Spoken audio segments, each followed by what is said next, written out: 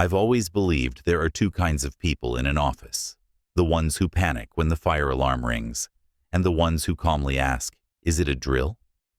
I was always the second kind. For 22 years, I was the calm, the fireproof.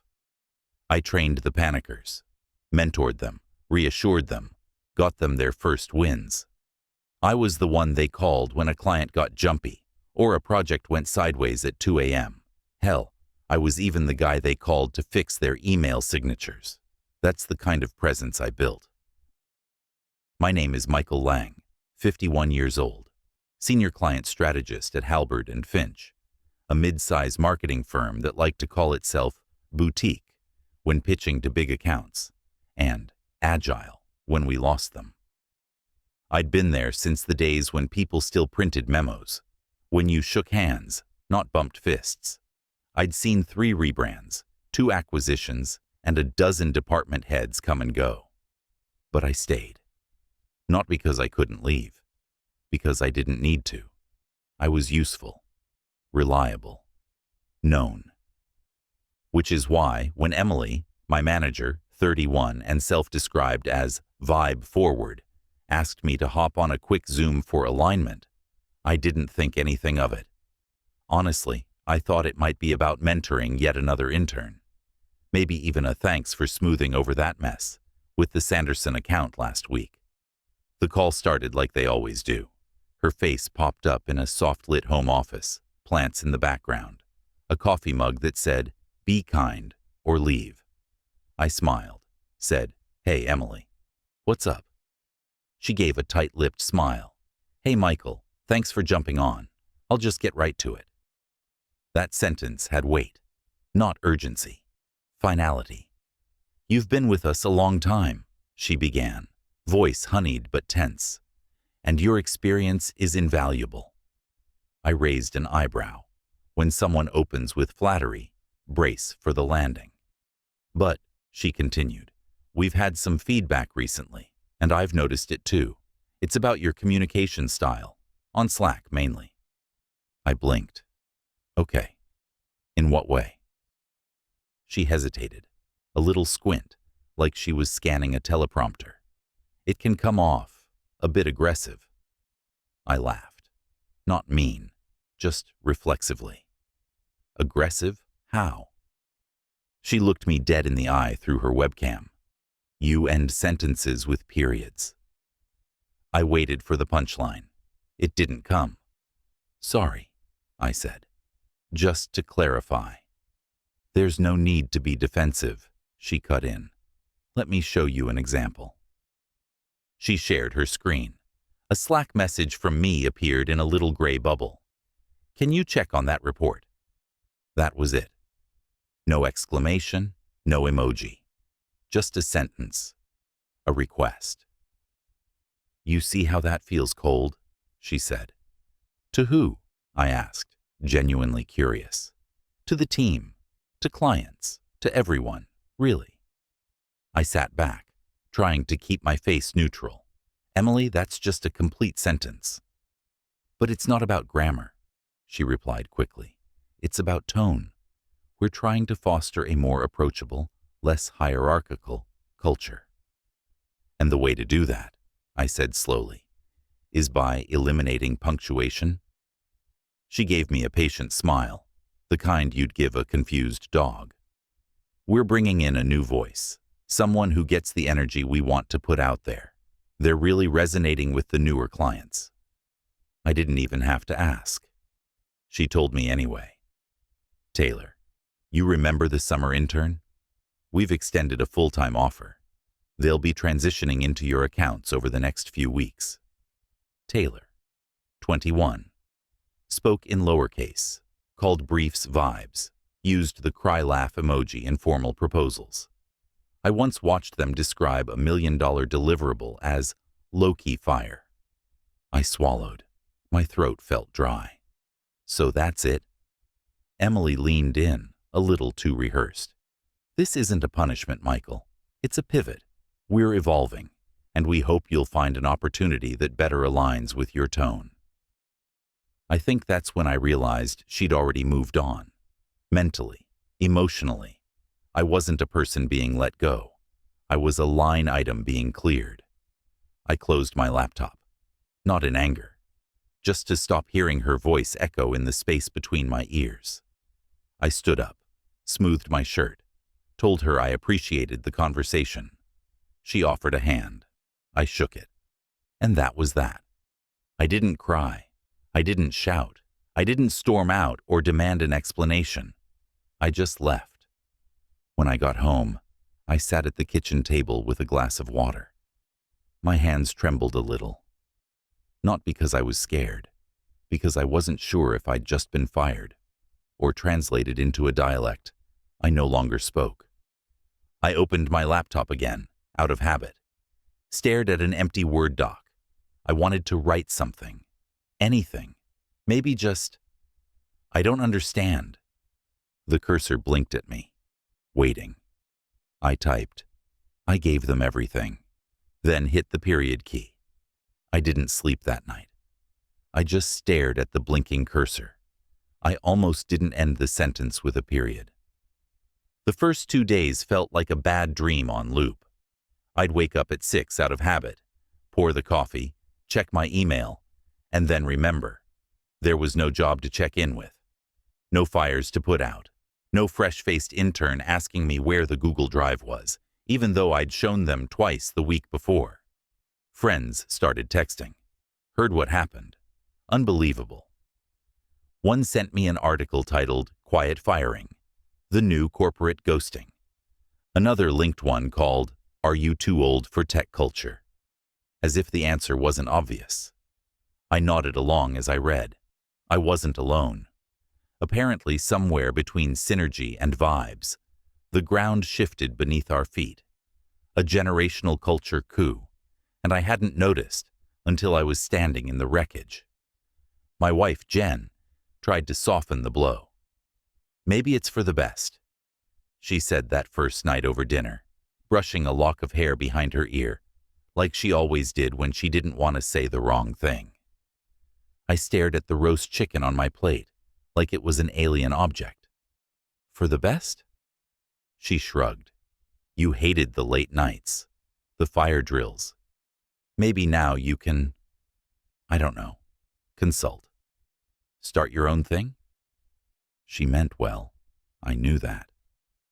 But it stung. Because I didn't hate the late nights. I hated being discarded. I tried to play it cool, kept myself busy, organized the garage, took long walks with no destination, told myself maybe I was outdated, maybe I was too blunt, maybe the world didn't want periods anymore. Maybe professionalism was now an optional skin you put on when you weren't busy keeping it casual. Then, on day 4, a message pinged into my inbox. A former intern, Jules, attached a screenshot from Slack. No preamble. It was Taylor, the one who replaced me. In the screenshot, a client had asked for a status update on a campaign deadline. Taylor's response, I think it's coming together. Kinda chaotic RNNGL. Below it, the client had responded with a single word. What? I stared at the screen for a full minute. Not because it was funny, because it was real. That's who they'd chosen over me. Someone who met client deadlines with emojis and guesswork. More screenshots followed over the next few days. Missed deliverables, sloppy replies, clients looped in late or not at all. In one, a client asked for final numbers. Taylor replied with, IDK, I'll ask Jamie, she knows numbers lol. And then the email came. Subject: still with H and F. It was from Evan, a client I'd worked with for 6 years. We'd built a brand from scratch together, gone through 2 mergers, and survived 3 reorgs. His message was short. Hey Michael, was wondering if you're still involved with our team. Things have gotten off. Weird vibe lately. Let me know. Hope you're well. I didn't reply. I couldn't. What was I supposed to say? Nope. They fired me for using punctuation. Good luck. I closed the laptop, got up, poured a drink I didn't want, sat on the porch in the dark and stared out at the quiet street. That's when the anger started. It didn't come as shouting or fists through drywall. It came as this low, simmering pulse in my chest, a quiet indignation that whispered, "They did you dirty, and you just walked out smiling." 22 years. I'd mentored over 50 interns, carried at least a dozen managers through crises. I'd stayed late, picked up slack, cleaned up after others' mistakes without ever demanding credit. I'd told myself it was for the team, for the greater good, for loyalty. And they'd replaced me with a cat emoji. I started writing, not for anyone else, just for me. In a notebook I found in the closet, I started listing things, moments, evidence. The time I caught a senior lead falsifying analytics and covered for her. The time a junior employee accidentally CC'd a competitor on a strategy doc. I took the hit. I wrote down the Slack logs, the after-hours calls, the last-minute saves that weren't mine to fix, but I fixed anyway. I wrote down every thank you I'd received in private, and every time I'd been passed over in public. I found a second notebook, then a third. I wasn't building a case. Not yet. I didn't even know who the audience would be, or if there'd ever be one. But I was building something. Maybe it was pettiness. Maybe it was preservation. Or maybe it was the only way I knew how to still feel useful. I wasn't angry. Not exactly. It was something quieter, colder. Something like clarity. I was in the middle of reorganizing the spice rack, because apparently that's what I did now, when my phone rang. I almost didn't pick up. I'd grown allergic to phone calls over the last week. Too many people, checking in, with voices full of pity, saying things like, "What a shame," and "You deserved better," which somehow made me feel worse. But this time, it was Liam. Former intern, one of the good ones, quiet, observant, sharp as hell. I'd mentored him 2 years ago, and last I heard he was working in digital strategy at a competitor. I picked up. "Liam?" He didn't say hello. "Dude," he said, voice pitched somewhere between panic and disbelief. "Something's going down. You need to see this." I stood still, cumin jar in one hand. "What are you talking about?" "You're not going to believe it," he said. "Taylor just torched the Sanderson account." My stomach turned. What happened? They sent man. They responded to a client escalation about data loss with a cat emoji. What? I'm serious. One of the campaign data backups got wiped during the server migration. Sanderson freaked, obviously, asked for an immediate action plan. Taylor replied in the client thread with, "LOL, I don't even know TBH meow." He said it like he was confessing to a crime. I couldn't speak for a second. "Wait," I finally said. "They responded to a 7-figure client about a data loss with a meme cat?" "No meme. Just that. Straight up. Everyone lost it." The thread went silent for 5 minutes. Then someone from Sanderson Legal responded. I sat down at the kitchen table, cumin jar, forgotten. And Emily?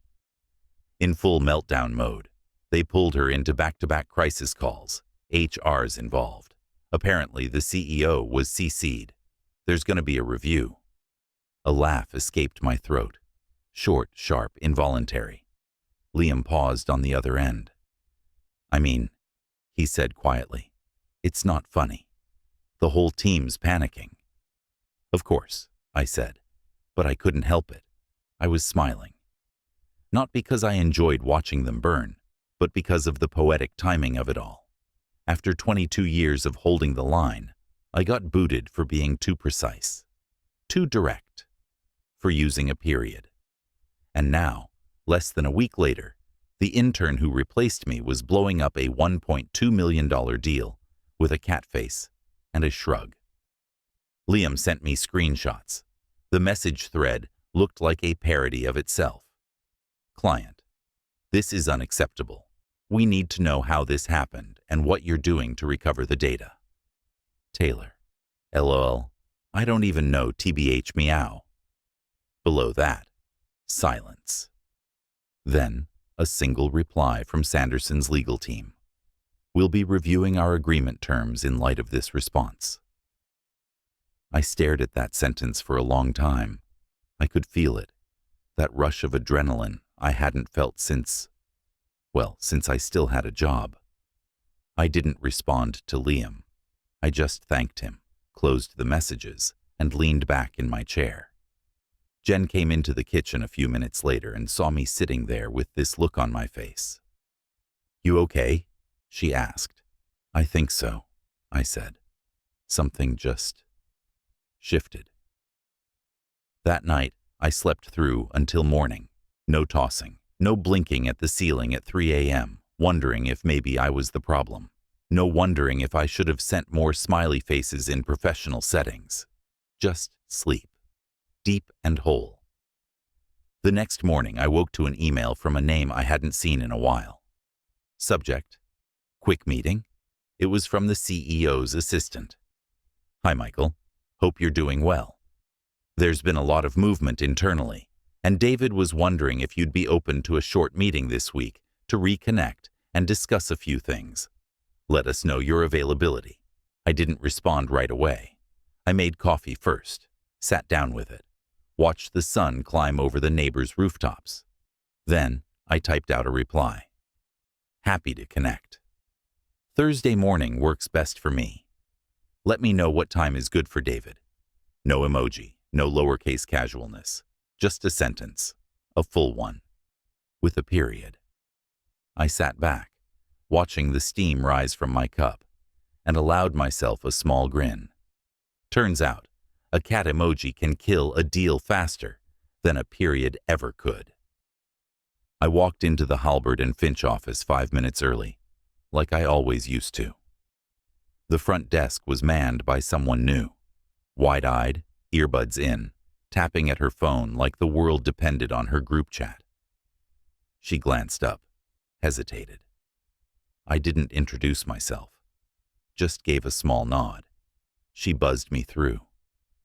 The carpet was still that weird modern charcoal, the one that never quite looked clean. The branding wall had been updated, new logo, new slogan, we get the vibe. I smirked. Of course they did. They put me in a glass conference room on the 14th floor. Same skyline view, same too loud air vent, same chairs I'd sat in during 100 late-night strategy sessions. I leaned back in one, arms crossed, waiting. David, the CEO, came in first. He was all smiles, nervous energy dressed in a sharp blazer. Behind him, Emily entered. No smile, no blazer. Just a turtleneck and tired eyes. She avoided mine. Michael, David said, offering his hand. Appreciate you coming in. I shook it, curious what this is about. He laughed, too loudly. Well, I think we both know there's been a little turbulence. I nodded. That's one word for it. Emily opened a laptop, said nothing. David cleared his throat. We could use your perspective, your insight, your experience, frankly. I waited.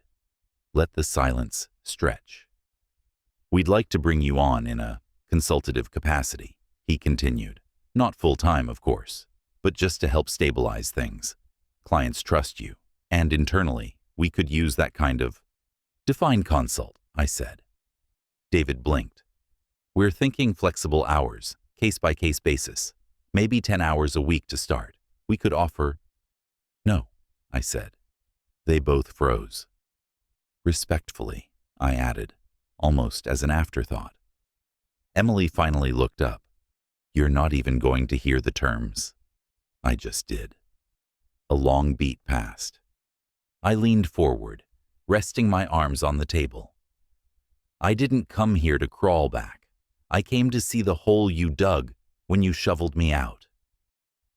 David tried to chuckle again. It died halfway out. But, I continued, I will leave you with something. Consider it my final act of goodwill. I pulled a folder from my bag and slid it across the table. Just paper. No branding. No fluff. "What's this?" Emily asked. 22 years in 5 pages, I said. "Call it a postmortem or a prequel, depending on what you do next." She opened it. Her eyes scanned the title, and I saw her nostrils flare ever so slightly. "A period is not an aggression." I stood. "You can keep it. Do whatever you want with it." David looked confused. "You're not going to walk us through it?" "No need," I said. "It's written clearly, with periods." I walked out without shaking hands. Nobody stopped me. That night, I got an email from a friend still inside. The memo had been passed around like contraband. Half the team loved it. The other half said it felt confrontational. I laughed out loud. The document wasn't angry. It was honest.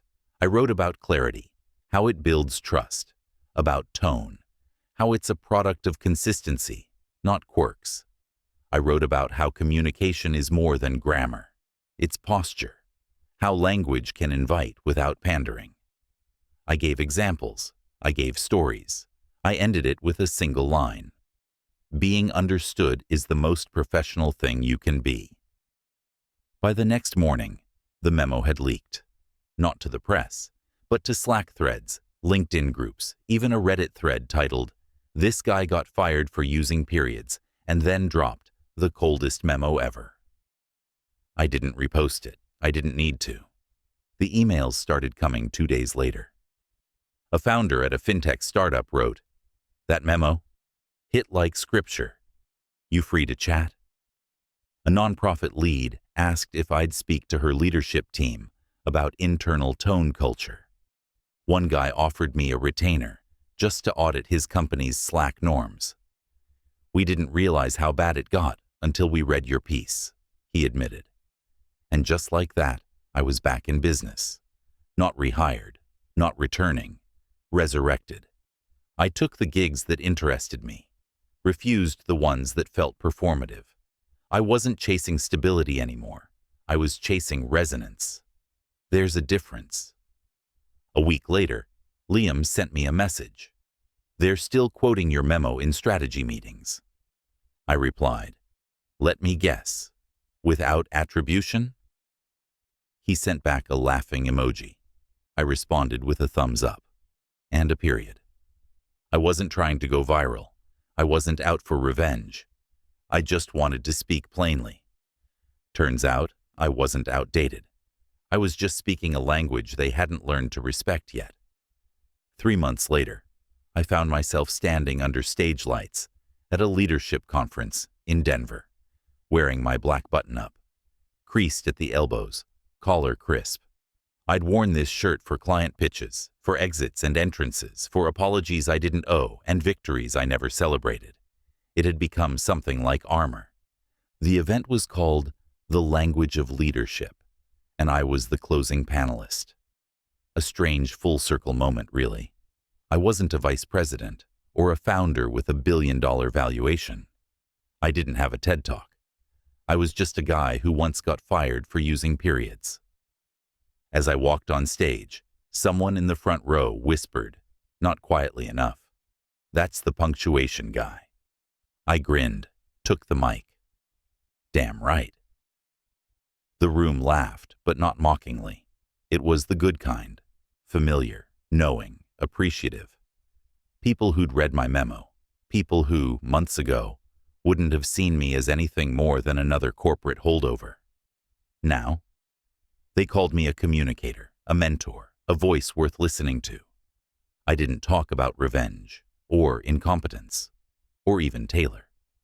I talked about presence, about clarity, about how you lead by example, not by vibe.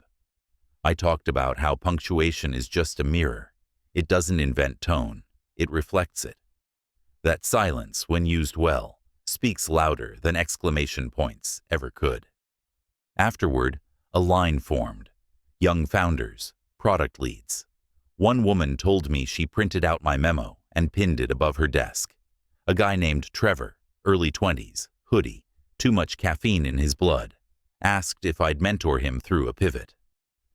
"I need someone who doesn't flinch when things get messy," he said.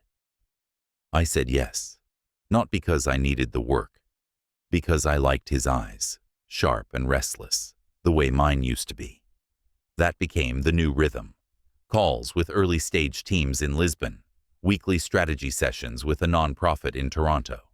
I even started a mentorship circle, just 5 or 6 people at a time, former interns, junior creatives, developers who'd aged out of young potential and into not quite senior. I told them what no one had told me early on. Clarity will save your reputation. Earn silence. Listen before you speak. Show up 10 minutes early and shake hands like it still means something. They listened. Not because I was flashy, but because I didn't try to be. I still used periods. I still sent thank you emails the old-fashioned way. I still stood when someone walked in the room. Some called it old school. I called it grounding. One Thursday afternoon, I was working through a new talk. Professionalism isn't dead. It's just been ghostwritten. When my phone buzzed. Unknown number. I almost ignored it. Then I saw the name pop up. Emily. Just the name. No photo. No emoji. The message read, "Hey, just wanted to say, I think I finally get it. Hope you're well." I stared at it for a long time. It wasn't an apology. Not quite. But it wasn't nothing either. Part of me wanted to respond. Say thanks. Say I hoped she'd landed on her feet after everything. Ask how the team was doing, how Taylor had recovered, if they still used cat emojis in client threads. But I didn't. Instead, I locked the screen, set the phone down. Some conversations are better left as echoes. I opened my laptop again. The cursor blinked, waiting. I adjusted the font, cracked my knuckles, and began typing the new talk. Professionalism isn't a suit, or a sign-off, or a perfectly formatted deck. It's showing up when others don't. It's finishing what you start. It's speaking clearly in a room full of noise and letting your silence do half the work. It flowed easily now. Not because I had something to prove, but because I finally didn't. This wasn't a comeback. It wasn't a brand refresh. It was just me. Doing what I'd always done, this time on my terms. I wrote until the sun dipped low behind the window blinds and the cursor reached the bottom of the page. Then I hit send, and I ended the sentence with a period.